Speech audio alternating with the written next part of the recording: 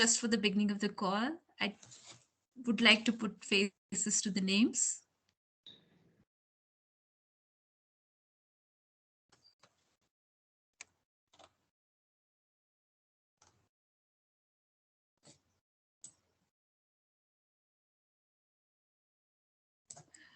Okay, looks like no one's interested in showing the faces right now. Okay. Am I audible? Can we do just a sound check for everyone? Yes, Akanksha, you're audible. Yes. Okay. Yes. All right. Thank you. So, today's session, and since we also have a smallish group, I was thinking of doing more of an exchange of stories and then finding out those themes in our narratives rather than just me going on and on about something that every one of us experience anyway. So, it's a session on finding confidence through travel. Uh, I have been traveling, I mean, since childhood, and my parents were of the kind who wouldn't really save. I mean, who would save money for trips and not for something, some commodity to buy. I remember we've had a very broken sofa for 4 years, but my parents took me to travel every single year. It was domestic travel. We traveled by sleeper. We stayed in dharamshalas. I come from a very middle class background, but I remember my mom justifying it to my aunt, saying that you would still come to my home if my sofa is broken, but I'm never going to get this time with my children again. They'll grow up, they'll move out. So, this is the time I build memories. So, that has stuck with me. And I started traveling solo from the age of 19. I'm 38 now. So, it's been over almost 2 decades. Um, of which past 8 years have been leading F5 Escape, planning trips for others. And I've realized travel has become to define me as a person. Um, so, and I'm pretty sure every one of you would have had some experience which sort of are, etched in your mind. So let's talk about what does travel mean to you? Um, can anyone, I mean, open for everyone. I'd love to hear what does it mean to you? Why do you travel? What is it that makes you do it? Mm. Hi, Akanksha. It's Ananya here. Hi, Anaya. Hi, Ananya. Ananya. Yeah. So Okay. yeah, I've been like my first travel as in it was when I like the one I remember and which made me fall in love with traveling was when I was in seventh standard.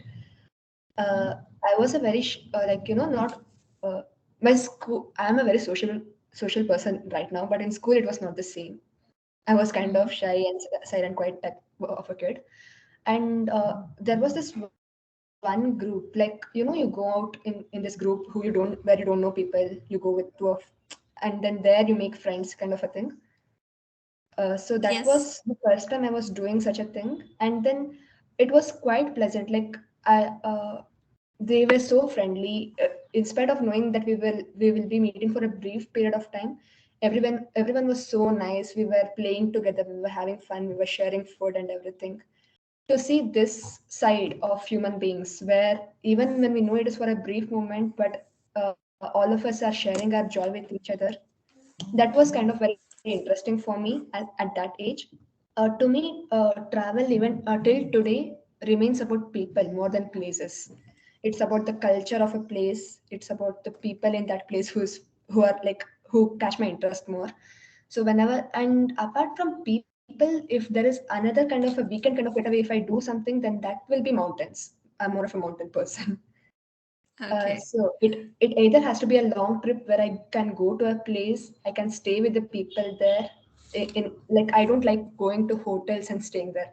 I'm more of a couch surfing kind of a person. If you know, you might know Very what that is. interesting. Yeah. Yeah, So I do. if I have Yes. if I have a local friend over there, I go to that place. I stay in their place. I eat the local food. I stay with their culture and all those things. And then if that is not being possible because it takes quite few days to happen. So if I don't have Mhm. that kind of a time, but I want to like go travel somewhere, then I'll plan a trek to some place kind of a thing. So Lovely.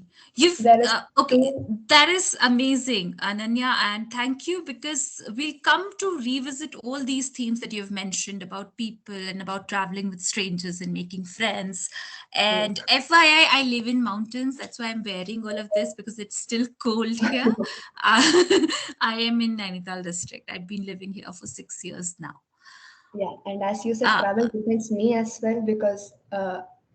there are two trips planned in this month. One is this weekend to Sakleshpur, where Mhm. there'll be a trek, and I wanted to experience resort kind of experience. I was not financially independent all these years, and my dad definitely did not support traveling that much. But now that I've kind of saved my money, I wanted to experience living in a resort, in a tent kind of a thing, amidst the nature. So that I'll be doing this weekend. And then there is a Kumar Parvat trek at the fourth week of this month. So there are two trips planned. Lovely. All the best for both of them. Thank you. Anyone else like to share what does travel mean to them?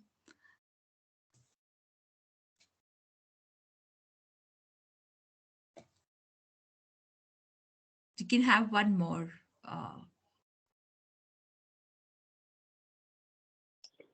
Travel means we should know about the culture where we go to the other places and all that. okay. So for you, it's to know more about something that you probably haven't experienced before. Yes. Okay. Lovely. All right. We'll talk about journeying inwards and outwards. So, of course, travel is very obviously journeying to some place physically. Uh, but has it ever happened to you that you've sort of figured something about yourself while undertaking that journey?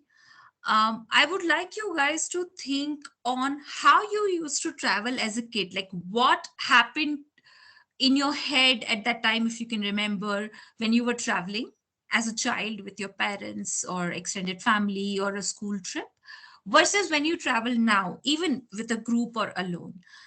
Uh, what are the thoughts that happen, like when you encounter a new place or a new culture? And what is the difference between then and now?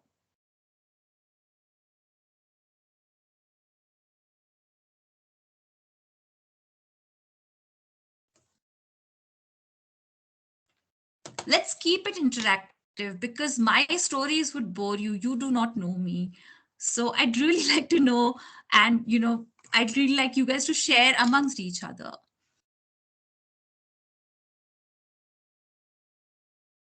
Uh, I will share my part. From the Sure, childhood, Deepika. I've been traveling because my both parents, my as in mom and dad, both keep traveling. So I've been Mhm. traveling from the childhood, maybe from the time I was born.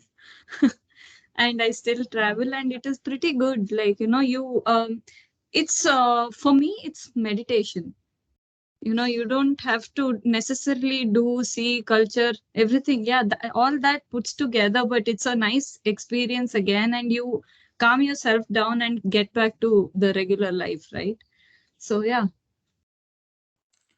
Right. S- See, a lot of us would identify with this fact that we travel to get away from the regular, right? Even if we are just going to go at a place and just stay put, whether we are just going to go in a five-star resort and just stay there for 4 days, or if we are going for a trek, or if we are going to back of beyond where there is no signal, uh, or we are going to a very cultural place with all sort of heritage and forts, whatever it is, we are trying to, for those days, live a life which is out of our ordinary, our mundane, right?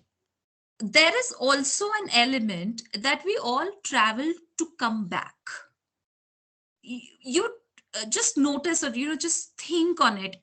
a lot of times we just say, like Deepa just shared, I want to take a break and then recharge ourselves, meditate, and just sort of gain back that zen and then get back to the regular life. So getting back, honestly, is as important in travel as getting away, right? A lot of that confidence, it is a source of confidence of getting back, because uh, I mean, it happened with me. So this is a personal story. I really used to, I was in a corporate job like 10, 12 years ago, and I was struggling with that field of work. I really thought I'd make it, but I wasn't. I wasn't giving my full potential. It wasn't, to me, it wasn't very interesting. And every weekend from Bangalore, I'd go away. Every weekend, I'll start Friday night, I reach late night Sunday, and Monday morning, I'll attend the office. And every time I came back, like on the return journey to Bangalore, I'd be sad, like really sad, like dreading as to like why this get over. And at that point, I thought, can this change? Can it change? This feeling, this dread that I have every Sunday night, can it change? That was my starting point of just even considering that there may be a life outside of what I had planned. My life was very planned. Okay, a good A grade student till 12th, engineering, MBA, job, and my parents were looking for a match. It was like very decided, and I had no issues with it. That dread of journeying back to Bangalore was my trigger. So, like Deepa said, every travel has an element of journeying inwards. You are out of your regular, you are out of your mundane, and you are observing things with, you know, a very clear head. Sensations in yourself that you may probably not have noticed in the normal rigmarole of life, you notice when you're traveling alone or with people. uh, I would like to also go back to what Ananya had mentioned, that there were these strangers and we were just together for a very short period of time, but we all became friends. We will discuss this theme later, but I'd like to point out that sometimes when you're traveling and you're traveling with people who you don't know, it is liberating. You know, how many of us have felt liberating talking to a stranger rather than people who know us very well? Because that whole pressure of being or keeping that image that we have, or we have built, is not there. We can say anything, we can be a little out of the box, out of the ordinary. uh, with that in mind, we'll move to how travel helps us build up the confidence, and how we can actually be mindful of those little things that happen to us while traveling. uh, the most obvious one for me is speaking up and listening, uh, because you have to. You have to tell other people what you need, when you need it, what you want. These are people who are not in your regular daily life, who do not know you. So, especially when you're traveling solo. Uh, One very good example comes to my mind is of train travel. Anybody here from a generation when it was just train travel and we couldn't take flights much? I mean, there were not that many anyway. Anyone who remembers just traveling like 3 days? Yes, thank you, Vishal. Yeah, so long train journeys, and sleeper. I traveled sleeper in most of my childhood and even adult life. Um, I remember there was this one time I was traveling to a rural, like through the rural India part, northwest India, and I was alone. It was an RAC ticket. For those who don't know, RAC means that there is a side lower berth that you have to share with another person. You do, both of you can sit because your ticket is not confirmed yet. So I went there and there was a gentleman sitting. Uh, who just told me that this is his seat. And I explained to him that it's my seat also because this is RAC. I showed him my ticket and I tried to explain to him, and he just turned away, like just didn't look at me. He turned away. And I was very young. I was barely into my 20s and I just couldn't understand what's happening. And he's like, you can't keep your luggage here, you can't sit here. And he was sort of a middle-aged person, and for me it was a little intimidating and I just couldn't get through him. And that's when he said something in his native tongue which he didn't know I understood, that who would talk to a girl? Uh, so for my first real brush with sexism, that he wasn't even ready to like listen to my logic. And I had to speak up. I had, of course, I called the TTE and all that, but that's when I realized that I really didn't have an option. I can be scared and just figure out something else, but uh, I had to get through to him and sit with him on that seat for the entire duration of train journey. So speaking up for ourselves was something that uh, I think travel made me do a lot more than otherwise. I never really felt the need to fight a lot for my rights. Thankfully, wherever I'd been, whatever institutions I'd been attached with up till that point of time, sort of respected me and gave me that due human respect. But for the first time in my life, I was treated as a substandard human being, and it was very hard for a young girl at that point. But yes, speaking up and listening, because in all of my train journeys where there are confusions about seats, sometimes people want to share, exchange the seat with you, especially if you're young and able. Then elderlies would want you to take the upper berth. A lot of times, a lot of fights happen, and people are just shouting because no one's listening. And I'm pretty sure we've all understood the whole importance of being a good listener, even in our jobs, in our day-to-day lives, in relationships. But in travel, a lot of this confusion got avoided just because you listen. Even now as a travel planner, my first thing is for the for letting the vendor just let speak his heart out as to what the issues are, and then actually come to a solution. Because we may really want to extend the fight because of all our anger and agitation in our normal lives on the when you're on a trip. You don't want to spend 1 extra minute arguing, because that 1 extra minute will eat up into your vacation time, which is very hard earned. So you listen when you're traveling, because you are there to your mindset is to reach to a resolution and avoid conflict. Um, this is one of the ways where you build up your confidence, by speaking up and also by listening. Uh, Again, very important point that travel will inevitably makes you do is to get out of your comfort zone. Like we talked about, we usually travel to get away from our ordinary and mundane. And I am not really talking about, I mean, strictly in terms of doing adventure sports, because that's what comes to your mind when you say, you went out of comfort zone. I did a paragliding jump, or I did a skydiving, or bungee jumping, or rafting, or scuba.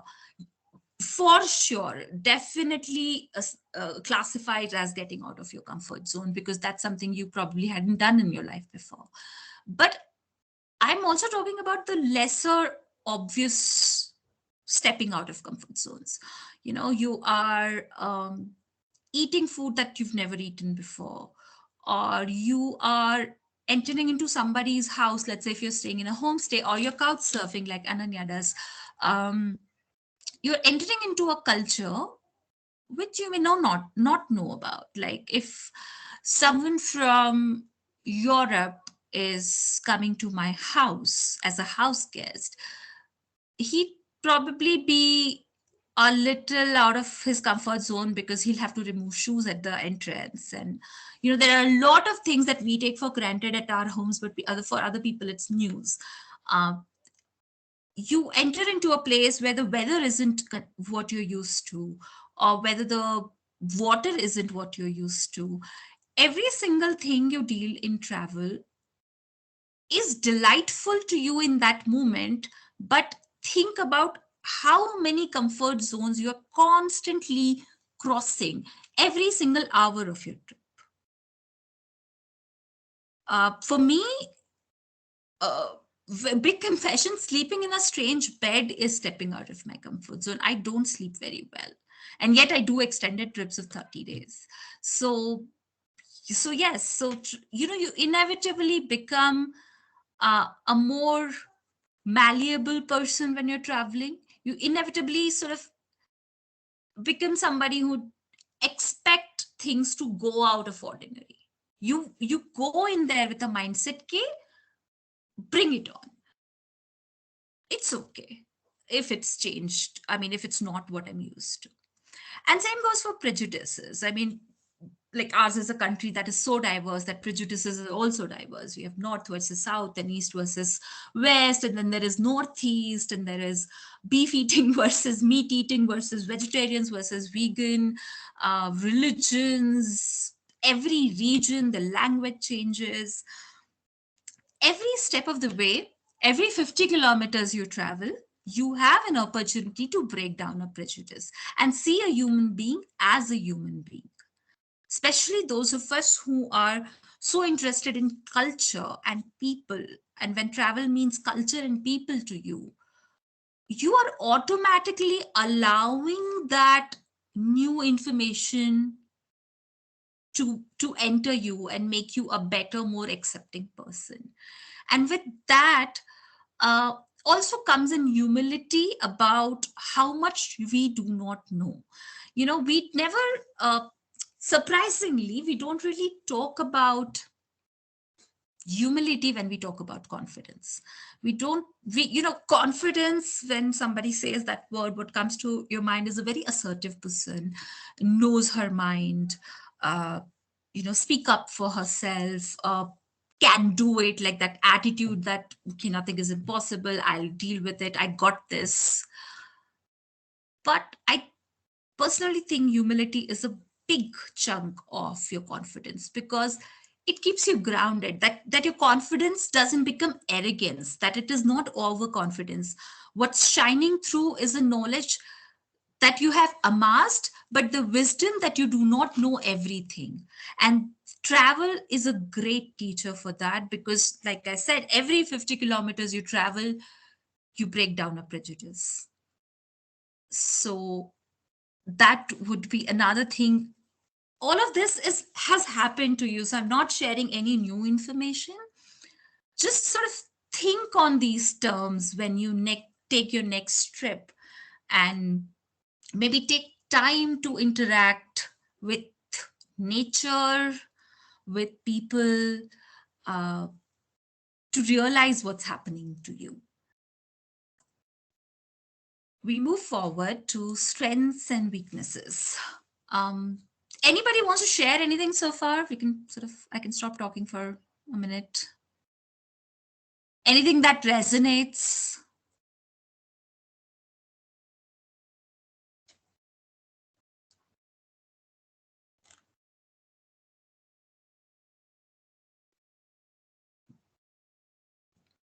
Okay. Um, it would sound very simple.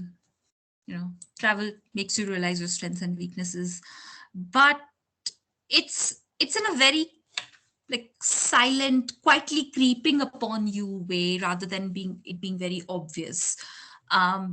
When I took a break for traveling, I when I was 29, I decided to leave my job and just figure out what I want to do and where I want to live, because I was very sure I don't want to live in cities.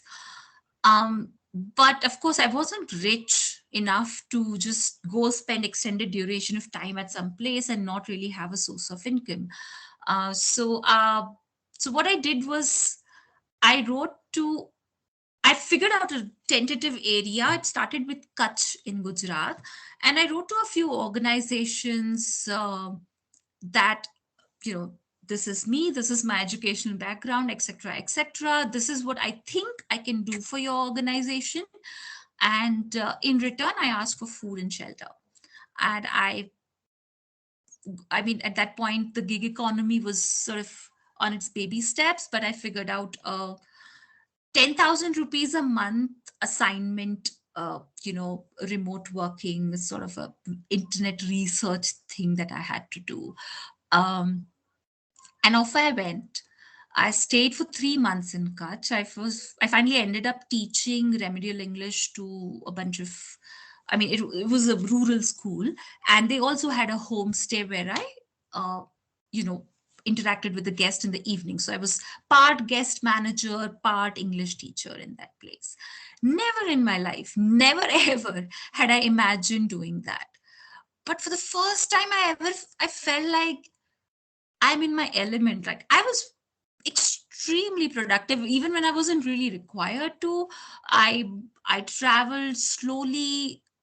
I mean, I make friends with the entire village. I would eat at someone else's house one day, someone else's another day.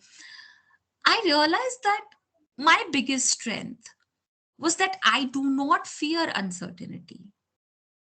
My biggest strength was that I don't care if I am, you know, doing anything as long as I get to do what I want to do around it. I mean, no job is low for me. I had applied for a restaurant to sort of wait, wait table and do something in the kitchen, although they needed experience and qualifications, which I didn't have.